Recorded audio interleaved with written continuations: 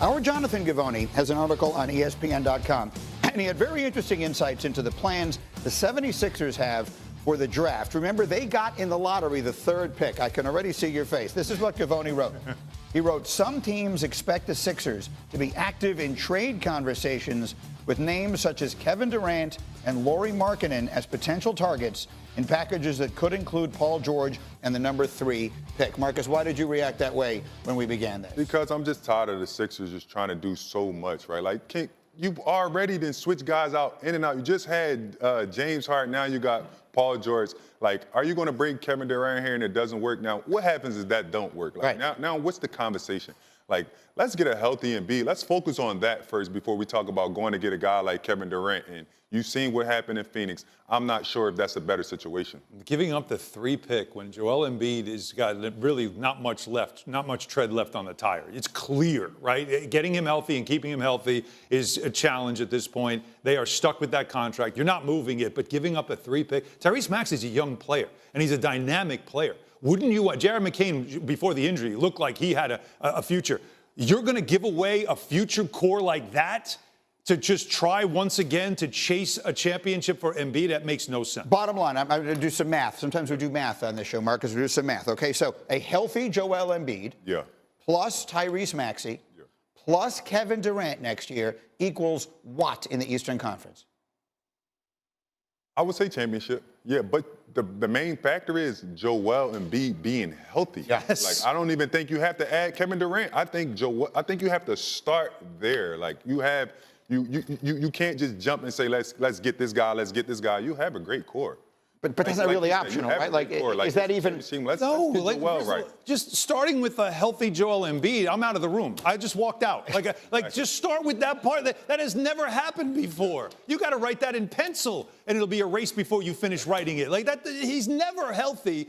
The franchise has to accept where they are with him and look at going forward and sort of drag him along. This is almost late 90s Knicks with Patrick Ewing, where Patrick Ewing there was not much gas left in the tank. So they got Sprewell, they got Houston, they got Larry Johnson. They tried to just build a team where he's just doesn't have to be the centerpiece. The same thing has to be done in Philadelphia. Giving up that 3 pick makes no sense. All right, we'll see if that's what winds up happening. Again, all eyes are going to be on Giannis. All eyes are going to be on KD and other big-name stars once we get to free agency. In the meantime, we got Game 1 of the Western Conference Finals tonight. Top-seeded Thunder hosting the Timberwolves tomorrow night. But, as you pointed out in our meeting this morning, Alan, there is more recent history between these two as well. Absolutely is, when you consider they had a 7-game series last season, one that the Knicks took a 2-0 lead. That Game 3 was one of the great Game 3s you'll ever see when it comes to a team facing the potential of being down 0-3.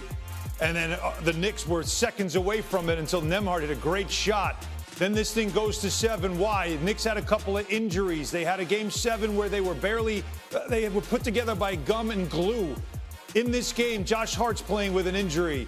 But you saw Tyrese Halliburton give you a little bit of that Reggie Miller feel. Walked in the building, into Madison Square Garden for a Game 7 wearing that shirt with Reggie Miller with the choke sign, and he put up a great performance, hit 6 threes in that game, talking to the crowd. Was that his moment that he became a Garden villain? Advantage Indiana coming off of last season. These are two teams that weren't supposed to be here. All year long, we were talking about Boston and Cleveland in the Eastern Conference Finals. Funny thing happened on the way to this point. It's the Knicks and the Pacers. And here's what Stephen A. Smith was saying yesterday about the Pacers coming back to Madison Square Garden. There is a different flavor, a different vibe that forces the opposition at times to shrink, okay? And I believe that that is what is going to happen in this series when it counts most.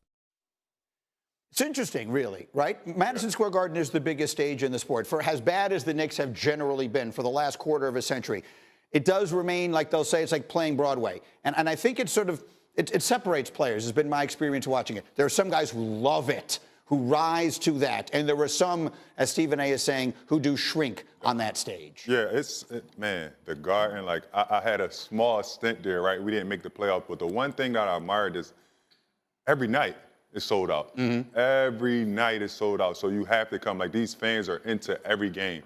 But this stage right here is like, it's immaculate. Like having all the superstars on the front row and like having all the Knicks greats just come out, like it's a different feeling. But as a player, if I'm Tyrese Halliburton, if I'm Siakam, I want to play my best. This is what I've been waiting for right here, to implement my name as one of the greatest Indiana Pacers, to go into the Garden right now, and when everybody counted us out and be able to win this series, like how do you look at the Indiana Pacers after that? Well, yeah, go. He has had brilliant games in the Garden, and he has had terrible games. So about Halliburton. Yeah, Halliburton. Yes. So, because I think it's everything with him, right? It all starts with him because the crowd already feels a certain way about him, and they are giving him a little bit of that Reggie Miller treatment that only, if you think about it, since Reggie Miller, only Trae Young has felt this. Yeah. Only he has felt this, but Tyrese Halliburton's starting to. His game 1 in that series last year, awful. His game 2, brilliant. Right. He hit 7 threes.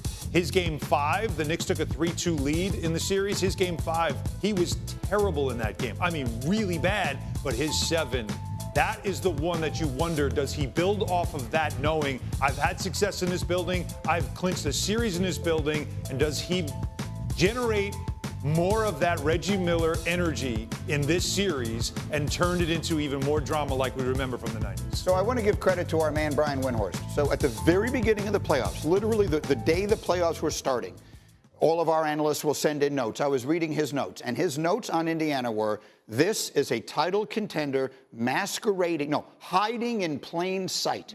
Because they got off to such a bad start this season, they were never one of the top seeds. They were never taken as seriously as they should have been. Yeah. Going back to the beginning of January, they have been as good as any team in the East, maybe as good as any team in the NBA, or close to it. Yeah. They have stampeded through these playoffs, running through Milwaukee and Giannis, running through Cleveland. Who has the advantage in your mind as this series opens tomorrow night, the Knicks or the Pacers? I got to go with that home court in the Garden. Like, I think that's the difference in this series. I think guys will – I think the guys from New York understands the mission right here. Like, they haven't been in this spot in so long, right? Like, we need guys like Kent to really step up and really show that he's one of the best bigs in the league. He's averaging 19 and 11 right now during the playoffs.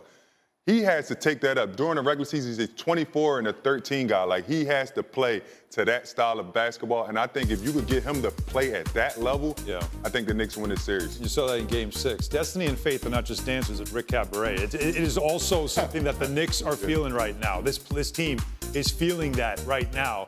And that's why I agree with you. And I feel like there is a revenge factor here, a little bit of one. They remember what happened. The Knicks know Brunson got hurt in Game 7. Hart was hurt. OG Anunoby had no hamstring. They didn't have Mitchell Robinson. They look back at that series and say, we weren't whole. We're whole now. The Knicks say they are fully healthy. And when they are fully healthy, they feel like they can beat anyone. And the other part of it that you have to add, without trying to say what the Pacers have done has been remarkable. But in the last 2 playoff years, the series they have won, they have beaten injured teams. The Cavaliers, they weren't healthy. They were all banged up. So that is also something to think about. They've beaten the Bucks twice. They've been banged up. The Knicks were banged up last year. They face a fully healthy team for the first time since they faced the Celtics. How does that match up, and can the Knicks take advantage of it? Quick final word. But I think Indiana is different than every team that's been in the playoff. They are a real team. They're not predicated on one guy getting a basket or 2 guys getting they're predicated on everyone playing well. Like, they can play 10 guys. No other team in this playoff can do that. So I think they do show problems to the Knicks because they definitely struggled with Detroit Pistons early, and we've seen how that team aspect can be something a little shaky for the Knicks. Look, the history of this rivalry is epic. I have a feeling this series is going to be